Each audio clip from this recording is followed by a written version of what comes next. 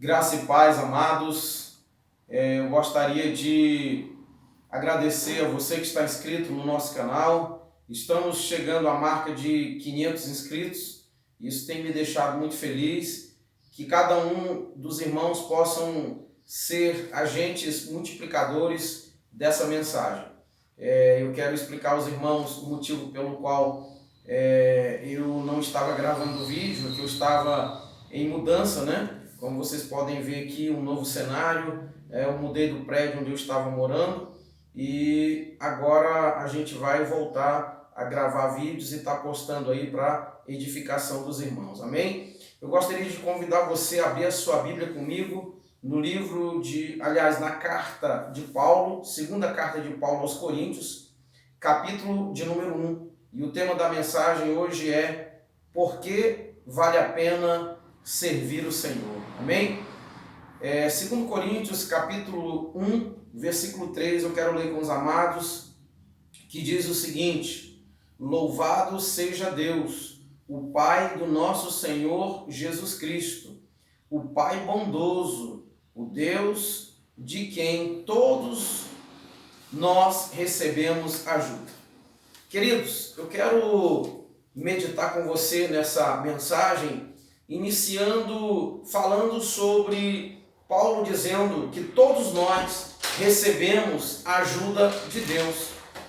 Aqui no livro de Romanos, no capítulo de número 10, versículo de número 13, o apóstolo Paulo vai nos dizer que todo aquele que invoca o nome do Senhor será salvo. Ou seja, todo aquele que busca o Senhor não fica sem resposta. Todo aquele que pede a ajuda do Senhor será salvo. Então, nós vimos aqui também no livro de Juízes, no capítulo 6, a Bíblia diz que o povo de Israel havia pecado contra Deus e por isso aquele povo estava sendo oprimido pelos medianitas juntamente com os amalequitas. A Bíblia diz que quando Israel plantava, esses povos eles vinham e eles não deixavam absolutamente nada, eles roubavam tudo, eles não deixavam uma ovelha, não deixavam uma vaca sequer para os israelitas. E a Bíblia então diz que esse povo, ele pede socorro a Deus, ele clama ao Senhor, e a Bíblia diz que Deus levanta um homem chamado Gideão, para que possa então trazer o socorro para este povo. Isso, irmãos, nos prova que Deus, ele nunca vai nos deixar, sem uma resposta quando nós clamamos, quando nós buscamos o Senhor.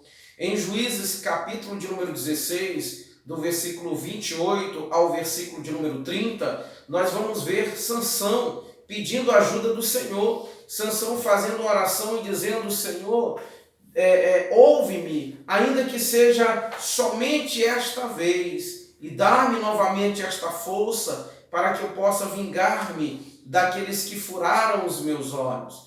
Então, queridos, a Bíblia diz que todos nós recebemos a ajuda de Deus. E a Bíblia diz em Romanos, capítulo de número 3, versículo de número 23, diz que todos pecaram e todos foram destituídos da glória de Deus. Ou seja, quando Adão pecou, nós também pecamos. Quando Adão se distanciou de Deus, nós também nos distanciamos. Mas a Bíblia diz que Jesus, ele veio ao mundo para nos reconciliar com Deus. Ou seja, o Senhor veio nos trazer uma ajuda especial, uma ajuda a qual nós não merecíamos, nós não merecemos, mas o Senhor, pela sua graça e pela sua misericórdia, o Senhor então nos deu esta ajuda maravilhosa, que foi enviar o seu Filho Jesus para morrer na cruz do Calvário, para nos dar a oportunidade de sermos salvos. Aqui também, no livro de 2 Coríntios, aqui a carta de 2 Coríntios, o capítulo 1, do versículo 4 ao versículo 6, nós vamos ver algo também muito interessante, o apóstolo Paulo dizendo que o Senhor nos auxilia, O Senhor nos auxilia em todas as nossas aflições. Em 2 Coríntios, capítulo 4, do versículo 8 ao versículo 10, Paulo ele vai deixar muito claro que todos nós passamos aflições, que todos nós temos problemas, né? Mas o Senhor nos auxilia em todas as nossas aflições. E por que o Senhor nos auxilia em todas as nossas aflições, amados? Para que nós possamos auxiliar, ou seja, ajudar as pessoas que estão passando pelos problemas que um dia nós passamos, que um dia nós enfrentamos. Nós então podemos ajudar, podemos e devemos ajudar essas pessoas. Por quê? Porque um dia nós fomos ajudados pelo Senhor, um dia nós recebemos a ajuda do Senhor, amém? E Paulo, ele é especialista nisso. Paulo, ele era especialista em ajudar os outros, em sentir a dor dos outros, em sofrer com os problemas dos outros, né? Sobretudo as pessoas que precisavam a cada dia se firmarem com Cristo, a cada dia conhecer mais Cristo. Aqui no livro de Gálatas, no capítulo de número 4 e o versículo de número 19, nós vamos ver Paulo dizendo aos Gálatas que Paulo, sofria por eles como uma mulher que está próximo a dar luz, ou seja, ele sentia dor de parto pelos irmãos até Cristo ser formado neles. Então o apóstolo Paulo, ele era especialista no assunto, e ele teve um professor que, diga-se de passagem, um professor de muita qualidade, de muita excelência, chamado Barnabé. Em Atos capítulo 9, do versículo 26 ao versículo de número 27, nós vamos ver que quando Paulo se converte, ele tenta se juntar ao grupo, né, dos seguidores do Senhor. Paulo, ele tenta então se unir aos apóstolos. E a Bíblia diz que, como ele era temido e as pessoas tinham medo dele, a Bíblia então diz que eles resistiram a Paulo, né? Afinal de contas, era difícil acreditar no homem que perseguia a igreja, no homem que não servia ao Senhor, e agora ele se dizia cristão, né? Se dizia servo do Senhor, e era muito difícil, né, para as pessoas acreditarem. No livro de Romanos, no capítulo de número 8, versículo de número 28, diz que todas as coisas cooperam para o bem daqueles que amam a Deus, né? E eu tenho certeza absoluta que tudo aquilo que estava acontecendo, eu tenho certeza absoluta que Barnabé havia tido algumas experiências, e essas experiências o tornaram uma pessoa maleável, sensível, e agora Barnabé estava sensível à causa de Paulo. E a Bíblia diz então que Barnabé, ele vai com Paulo a Jerusalém, ele apresenta Paulo aos apóstolos, e não somente isso, ele testemunha acerca do que Paulo estava fazendo em prol do Evangelho. Então Barnabé, ele acreditou, ele investiu o ministério dele, né, na vida de Paulo, ou seja, ele deu credibilidade a Paulo para que Paulo pudesse depois se tornar um dos maiores missionários, um dos maiores servos do Senhor que esta terra já conheceu. Então, Paulo, ele era especialista, e ele teve alguém que o ensinou, ele teve alguém que, né, colocou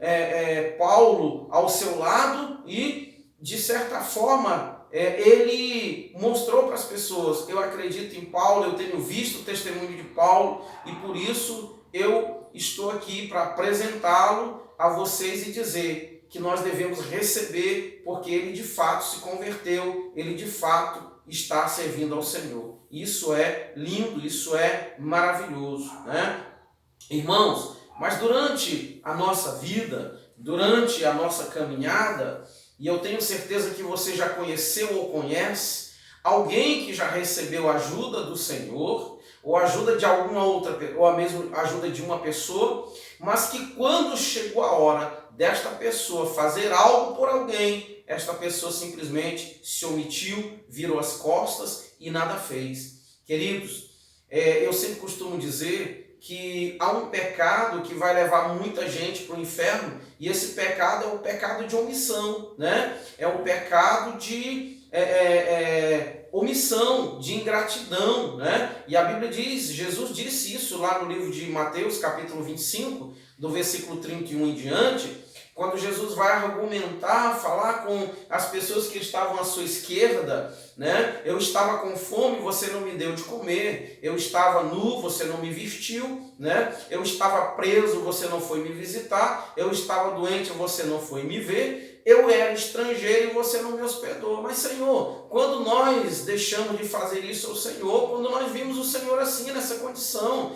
e o Senhor vai dizer todas as vezes que vocês deixaram de fazer um dos pequeninos que creem em mim. Então, irmãos, Paulo, ele recebeu ajuda e agora ele tinha certeza, irmãos, quando ele escreve esta carta aos Coríntios, ele nos dá, né, esta ideia, ele nos leva a refletir acerca desse assunto, ou seja, se o Senhor nos auxiliou em nossas aflições, então nós também devemos auxiliar as pessoas que estão sofrendo com os problemas que nós sofremos no passado, né? As lutas que nós enfrentamos. Eu já passei problemas, irmãos, e que às vezes eu me deparo com pessoas que estão enfrentando os mesmos problemas que eu enfrentei, e eu tenho condições de dar um bom conselho, eu tenho condições de mostrar para a pessoa, olha, o mesmo Deus que me ajudou é o mesmo Deus que eu estou dizendo que vai ajudar você, né?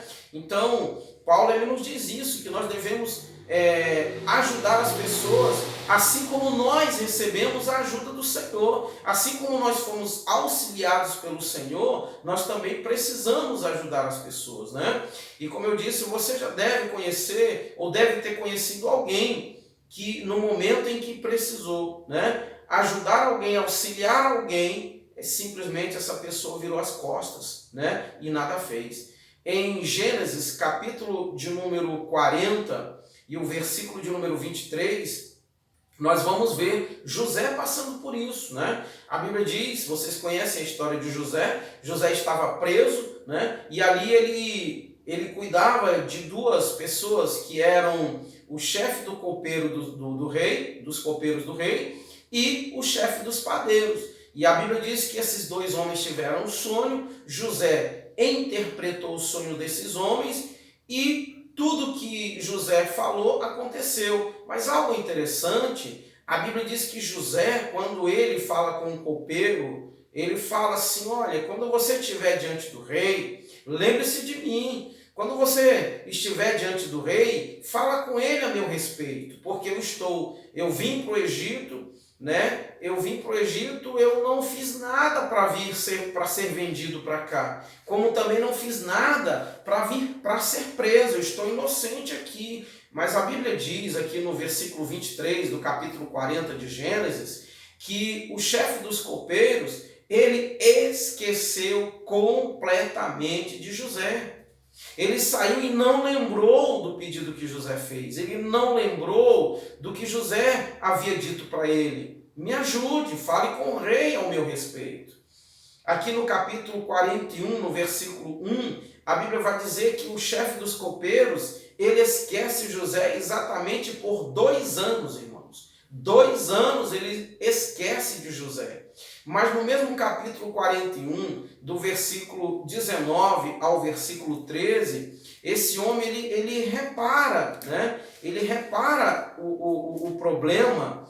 Ele então fala com Faraó a respeito de José, porque Faraó havia tido um sonho e agora ele teve a oportunidade, né, de falar de José para que o rei pudesse então tirar José da prisão, né? E então, irmãos, como eu disse, infelizmente muitos, né? Muitos e não poucos, se eu fosse contar nesse vídeo as experiências que eu já tive, irmãos, com relação a isso, eu gravaria acho que uns 10 ou 20 vídeos, né? Contando algumas experiências. Mas, irmãos, o grave não é as pessoas deixarem de ajudar os outros. O grave é as pessoas esquecerem do que Deus fez por elas. O mais grave ainda é as pessoas esquecerem da ajuda que Deus deu a elas, não é? Como nós vimos lá em Lucas capítulo 17, a história dos 10 leprosos, a Bíblia diz que Jesus curou 10 e apenas um voltou para agradecer. Apenas um teve, né, teve conseguiu voltar e agradecer ao Senhor, teve a preocupação, melhor dizer assim, de ir agradecer ao Senhor Jesus pelo milagre que ele havia recebido.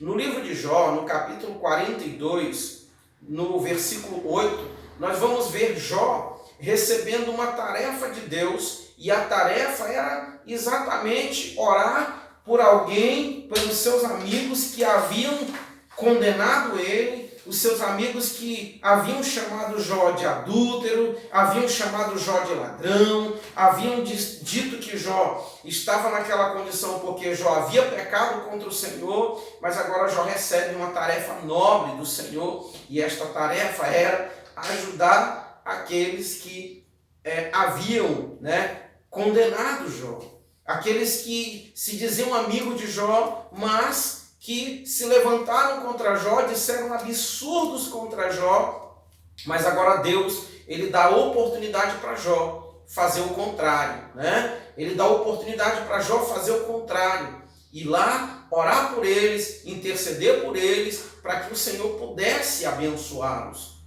Então, irmãos, no livro de Romanos, no capítulo de número 12, do versículo 19 em diante, Paulo ele vai nos dizer bem isso, quando ele fala sobre nós não nos vingarmos, quando ele fala, irmãos, não vos vingueis, no versículo 19 ele diz, e eu acho interessante que ele, no versículo 21 ele diz, não te deixes vencer pelo mal, mas vence o mal com o bem. E Paulo ele vai nos falar que nós devemos dar comida, Se teu inimigo tem fome, dá-lhe de comer, se tem sede, dá-lhe de beber, Ao fazer isso, amontoarás brasas vivas sobre a sua cabeça. E Jó agora ele teve esta oportunidade de ajudar as pessoas que, haviam feito tão mal para ele. Queridos, no capítulo 18 de Mateus, no versículo 23 em diante, nós vamos ver alguém que não apenas deixou de ajudar o seu amigo, mas ele fez coisa muito ainda pior. Além de ele não ter ajudado, dele não ter tido misericórdia, ele fez algo ainda muito pior. Ele oprimiu, Ele oprimiu, Vocês conhecem a história, não vou aqui fazer uma explanação bem ampla sobre isso, mas a história daquele homem que devia uma certa quantia altíssima para o rei e que ele foi perdoado, e que lá na frente ele encontra alguém que devia algo bem menos do que ele, e ele simplesmente falou para aquela pessoa, me paga tudo que você me deve, lançou a pessoa na prisão. Ou seja, eu quero chamar a sua atenção e a minha atenção para isso.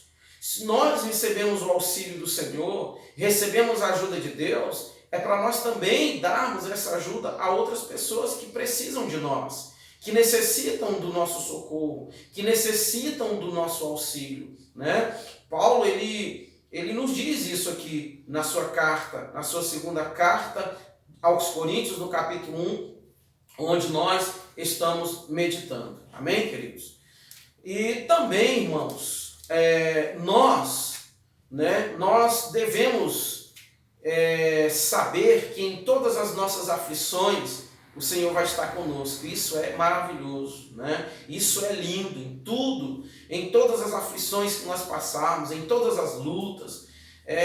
O capítulo 4 de 2 Coríntios, Paulo ele vai falar sobre os momentos difíceis que nós passaremos, João capítulo 16, versículo 33, o próprio Jesus disse que nós passaríamos por lutas, E o Senhor nos dá maturidade, nos faz maduros para entendermos isso, que a nossa vida não é só mar de rosa, não é só coisas boas, mas que nós passaremos por lutas e que o Senhor Jesus estará conosco.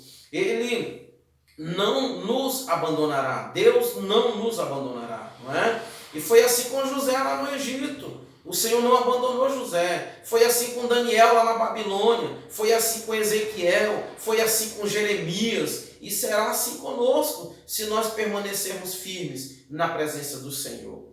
Em 2 Coríntios, capítulo 11, eu estava meditando aqui, eu achei algo maravilhoso, irmãos. Paulo expressando aqui, e eu vi que o maior sofrimento de Paulo aqui era a preocupação que ele tinha dos irmãos não se perderem em meio a ensinamentos heréticos, em meio a ensinamentos errôneos de pessoas que se diziam cristãos, se diziam apóstolos, mas na verdade não eram. E Paulo, ele fala aos coríntios assim: peço que vocês me suportem, assim como vocês têm suportado, né, as pessoas que se aproximam de vocês, se dizendo cristãos e não são, anunciando um evangelho que não é o evangelho que nós anunciamos, anunciando um Jesus que não é o Jesus verdadeiro. Então Paulo, ele mostra a preocupação dele ao ponto de listar os sofrimentos que ele teve, ao ponto de falar todos os sofrimentos que ele teve. Paulo disse: eu os amo e Deus é a minha testemunha, Deus sabe que eu amo vocês.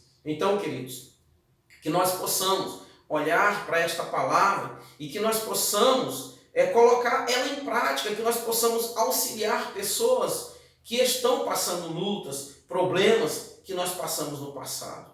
Eu quero aqui falar algo muito interessante, que eu sei que é um tema muito polêmico, alguns têm opiniões divergentes, uns pensam uma coisa, outros pensam outra, mas eu gostaria de expressar a minha opinião e de levar, né, a minha ajuda para pessoas que passaram o problema que eu passei, né, que foi exatamente a separação.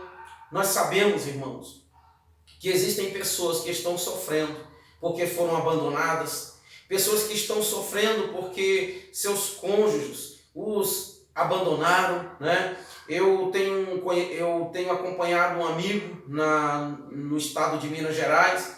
Esse amigo está sofrendo há um tempo, né, uma depressão profunda porque a esposa abandonou, a esposa hoje já tem outra pessoa. No entanto, ele ainda está sofrendo em uma depressão terrível, né?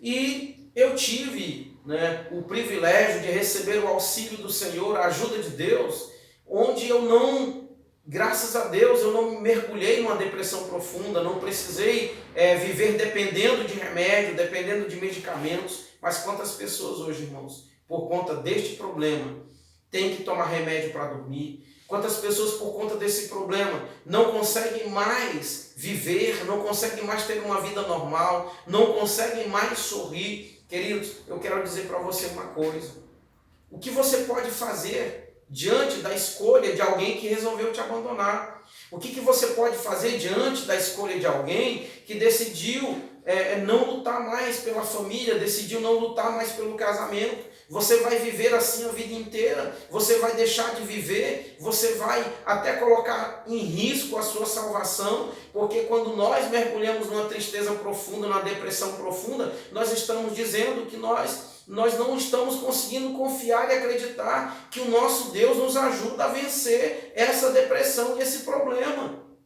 E o que fazer, irmão, diante de uma situação como essa, né? Nós temos ouvido pregações, nós temos pessoas que são contra, né, você casar outra vez. Queridos, Jesus disse que um casamento só pode ser, né, desmanchado, só pode ser desfeito mediante duas situações: viuvez ou em caso de adultério, no caso de traição. Queridos, mas ainda existe o perdão, ainda existe, né, a possibilidade de haver o perdão para que esse casamento seja restaurado. Mas eu pergunto a você: o que você pode fazer se a outra parte não quer? O que você pode fazer se a outra parte escolheu, né, não lutar mais pelo casamento, abrir mão do casamento, abrir mão da família? Irmãos, eu sei o estrago que causa uma separação. Eu sei os problemas que trazem uma separação. Além disso, irmãos, é um peso terrível. Eu, como pregador do Evangelho, eu sinto esse peso nos meus ombros. E as pessoas às vezes até julgam e dizem: mas se o fulano e a fulana separou, é porque ele não era boa peça, é porque ele não era boa pessoa, ela não era boa pessoa. Às vezes as pessoas não conhecem o problema de perto, não sabem a luta que você passou, não sabem o que você fez para restaurar, não sabem o quanto você se humilhou para que a pessoa não te abandonasse. Mas chega um ponto em que você não pode fazer mais nada. Chega um ponto em que você não tem o que fazer. E aí eu pergunto a você: o que fazer? você vai viver a vida inteira mergulhado numa depressão, você vai deixar de viver, você vai deixar de servir a Deus, você vai deixar de fazer a obra? Não, queridos, não. A Bíblia diz que só há um pecado para o qual não existe o perdão, a blasfêmia contra o Espírito Santo. Mas eu quero dizer para você, se você está em uma dessas duas situações, você ficou viúvo ou você foi abandonado, o teu cônjuge, a tua esposa ou o teu esposo decidiu que não queria mais, decidiu que não queria mais viver com você, decidiu que não queria mais continuar com esta família, o que você vai fazer? Você vai deixar de viver? Você vai deixar de restaurar, de reconstituir, de reconstruir a sua vida? Ou você vai parar no tempo? Você vai deixar até mesmo de pregar o Evangelho? Irmãos, você pode aproveitar uma situação como essa e trabalhar para restaurar famílias, aconselhando famílias e mostrando a tua experiência e dizendo para essas famílias que a separação não vale a pena e que o divórcio não é de Deus. Mas você não pode definitivamente, deixar de viver. Você não pode definitivamente parar, com a sua vida. E à luz da Bíblia, à luz da palavra, existem pessoas que dizem que Jesus falou que você podia separar, mas você não podia casar. Não faz sentido se Jesus, no mesmo texto, lá em Mateus 19, Jesus fala que existem pessoas que conseguem se tornar eunucos. Outras pessoas não conseguem. Então eu quero aqui deixar a minha palavra para você. Quero deixar aqui para você um conselho para você. Eu enfrentei uma situação, irmãos, onde uma pessoa me procurou e essa pessoa, ela é casada, porém, essa pessoa descobre que o cônjuge, ele tinha uma situação homossexual, ou seja, essa pessoa, ela traía a esposa, com homens, mas essa irmã recebeu um conselho de algumas pessoas dizendo o seguinte: você não pode deixar ele, você tem que ficar com ele. E essa pessoa era espancada, essa pessoa era humilhada, mas algumas pessoas disseram para ela: olha, ele pode matar você, mas você não pode separar dele, você não pode deixar ele, você não pode abrir mão dele, você tem que viver essa situação, ainda que ele te mate, ainda que ele tire a tua vida, você não pode, abrir mão dele. Irmãos, existem casos extremos. Como é que uma mulher vai conseguir, irmãos, viver com um homem que além dela, esse homem tem relações homoafetivas fora do casamento, Essa pessoa está colocando em risco até mesmo a saúde, A pessoa pode contrair uma doença, pode contrair uma AIDS, pode contrair qualquer outra doença sexualmente transmissível, Mas por conta da religiosidade, por conta, da opinião do homem, infelizmente as pessoas se sujeitam a isso. Irmãos, eu nunca vou dar um conselho para alguém se separar, mas existem situações que é difícil, existem situações em que a mulher está correndo risco de vida, existem situações em que o marido é extremamente violento, é extremamente grosso, bate, espanca, E o que dizer para essa pessoa? E o que dizer para essa irmã? Dizer para essa irmã suportar tudo isso, aguentar tudo isso, a chegar ao ponto do homem tirar a vida desta mulher? Então, a gente precisa, irmãos, nós precisamos pedir a orientação do Espírito Santo. Se você não concorda com o que eu estou falando, ore a Deus. Peça ao Senhor, porque o Senhor não vai deixar você sem resposta. O Senhor não vai deixar você sem uma resposta. Eu costumo dizer sempre, irmãos, que nem sempre Deus vai fazer o que nós queremos, mas Ele nunca vai nos deixar sem resposta. Ele sempre vai nos trazer uma resposta. Não significa dizer que Ele vai dar o que nós queremos. Não significa dizer que Ele vai fazer o que nós pedimos para Ele. Mas Ele sempre vai nos dar uma resposta e vai nos mostrar até mesmo por que Ele não deu o que nós pedimos. Por que Ele não fez o que nós pedimos a Ele que fizessem por nós. Mas Ele nunca vai nos deixar sem resposta. Para encerrar esse vídeo, irmãos, eu fiz um jejum de 300 dias. E eu pedi ao Senhor para falar comigo sobre essa situação. Porque eu ouvia, né? Pessoas dizendo para mim, olha, você pode casar. Outras pessoas diziam, você não pode casar outra vez. Porque eu lutei pelo meu casamento, eu lutei para restaurar, eu lutei durante 3 anos. Eu fiz de tudo para não separar. Porém, chegou um momento que eu não pude fazer mais nada. Chegou um momento onde, né, a pessoa disse para mim, ou você sai de casa ou eu saio. Né? Ou você vai embora ou eu vou. E eu não tinha condições de cuidar de 2 filhos, eu tinha 2 filhos pequenos. E eu fui obrigado a sair de casa. Porque eu não tinha mais como permanecer. Não tinha como, eu não podia obrigar a pessoa a viver comigo. Hoje em dia, infelizmente, é assim, irmão. Você não pode obrigar, não existe isso. Né?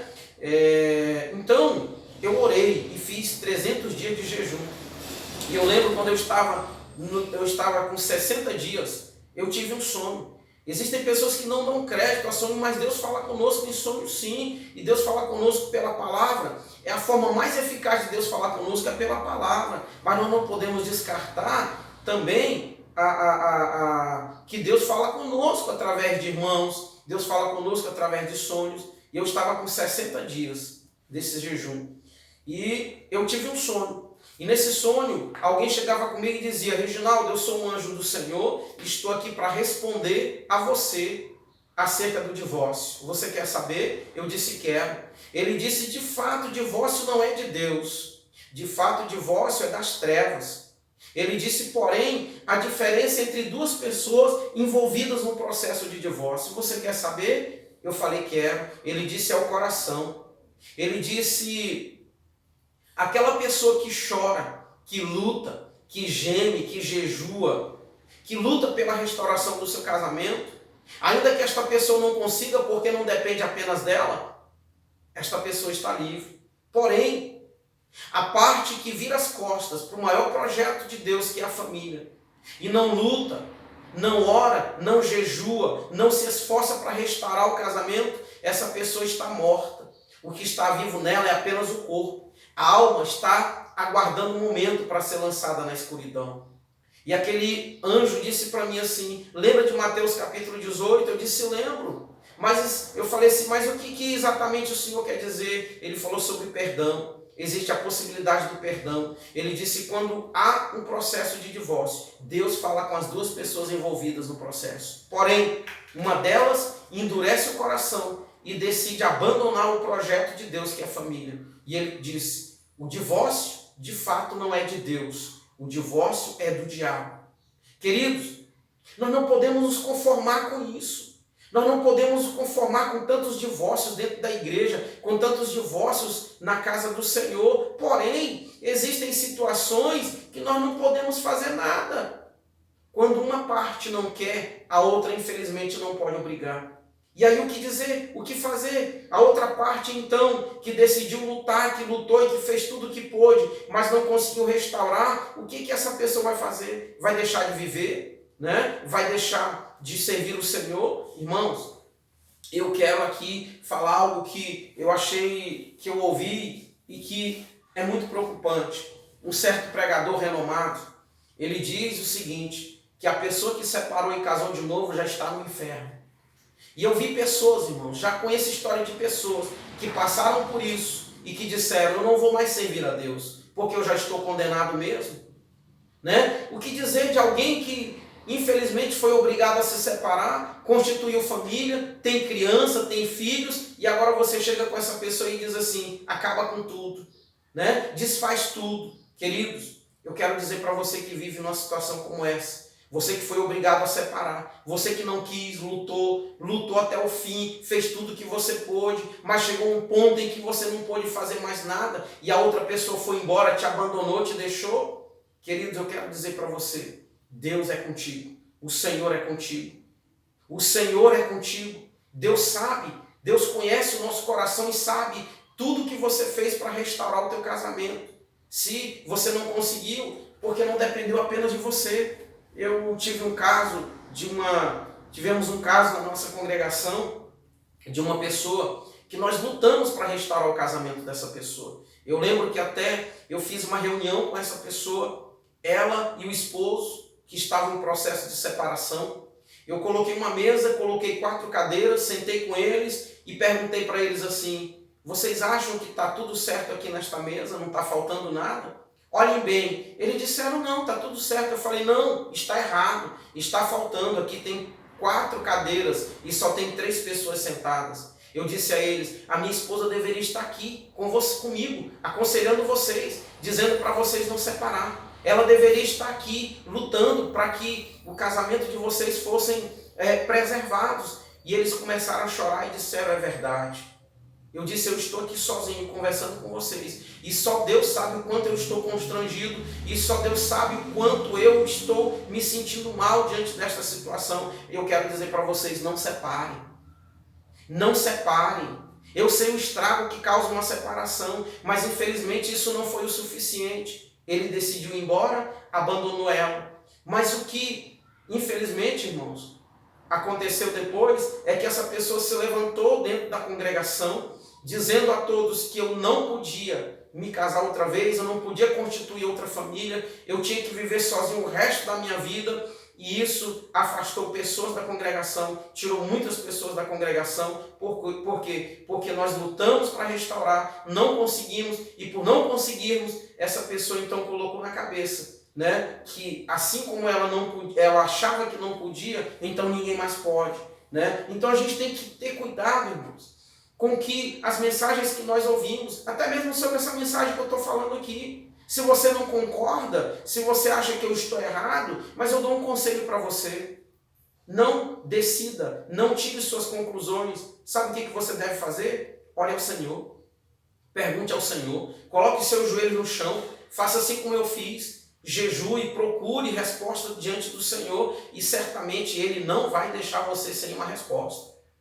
Eu quero deixar esse conselho para você. E eu estou falando sobre isso porque eu recebi a ajuda de Deus. Por isso eu estou dando a você este conselho. Por isso eu estou trazendo esta mensagem para você. Porque eu sei que já existiram pessoas que tiraram suas vidas, que cometeram suicídio por causa de rejeição, por causa de um abandono, porque não conseguiram restaurar um relacionamento, porque não conseguiram restaurar um casamento. Então, queridos, que nós possamos olhar para esta palavra e que nós possamos, né, ter convicção de que em todas as nossas lutas, em todas as nossas dificuldades, em Mateus capítulo 28, do versículo 18 em diante, Jesus disse: toda autoridade me foi dada nos céus e na terra, e de portanto fazer discípulos de todas as nações, batizando-os em nome do Pai, do Filho e do Espírito Santo, e eis que estarei convosco todos os dias, até a consumação dos séculos. Queridos,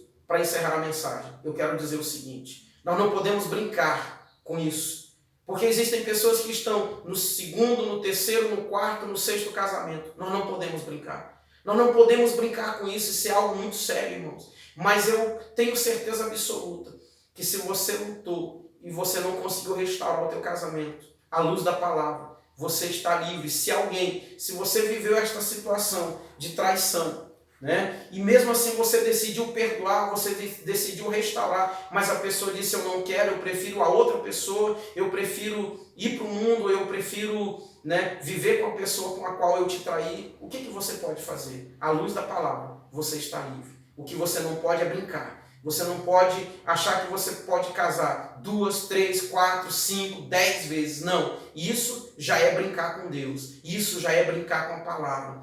Então, que você possa, né, seguir o meu conselho. Peça a ajuda de Deus e o Senhor não vai deixar você sem resposta. Eu quero orar com você. Querido e eterno Deus, Pai querido, em nome do Senhor Jesus, nós queremos te glorificar, Senhor, queremos te exaltar por esta mensagem, por esta palavra. Pai querido, em nome de Jesus, que o Senhor possa falar ao coração, Pai, desta pessoa, meu Deus, que está, Senhor, que ouviu esta mensagem, esta pessoa, meu Pai, que enfrenta, Senhor, nesse momento a dúvida, enfrenta nesse momento, Senhor, o julgamento. Uns dizem que ele pode, ela pode, outros dizem que não. Senhor, que o Senhor possa falar ao coração desta pessoa. Pai querido, que o Senhor dê sabedoria a cada pastor, Senhor, que possa, Senhor, lidar com cada caso, Senhor, cada situação, Senhor, que cada pastor tenha sabedoria de julgar caso a caso, Senhor. Pai querido, em nome do Senhor Jesus, Que o Senhor, Pai, possa derramar sobre nós a tua graça e a tua misericórdia. E que o Senhor possa nos dar, Senhor, a cada dia forças para que possamos prosseguir na jornada rumo à eternidade. Pai querido, nos ajuda, nos auxilia a cada dia, a cada momento, Senhor. E que possamos estar firmes. Senhor, que possamos, Pai, não desistir, Senhor, de um dia morarmos com o Senhor na eternidade. Pai querido, nós te louvamos, nós te glorificamos, em nome do Senhor Jesus. Queridos, que o Senhor Jesus seja glorificado e exaltado para todo sempre. Amém e amém.